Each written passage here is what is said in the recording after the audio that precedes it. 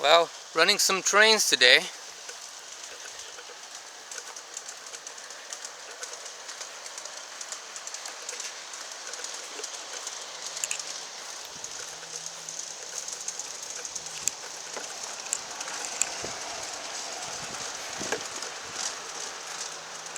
And yes, I'm running 2 trains.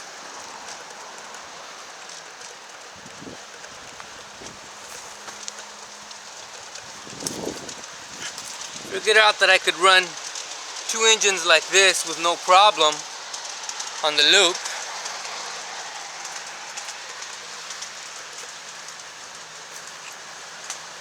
So I'm doing so. So it's nice to finally run 2 trains on my double main line.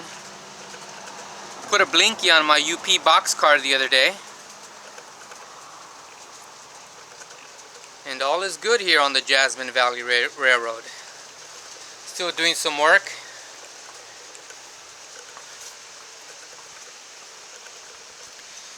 Painted my 2 boards that I'm going to put over here because I need to raise the ballast up like about 1.5 inches to make it level, and I'll be able to separate these 2 tracks.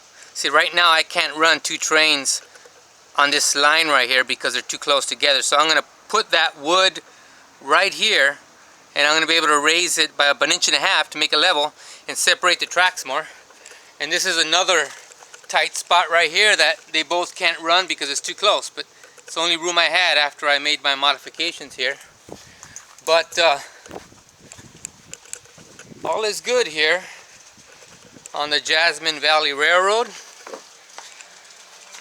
on a Saturday evening, running my switcher here that I painted the other day. Had to put new labels on the side.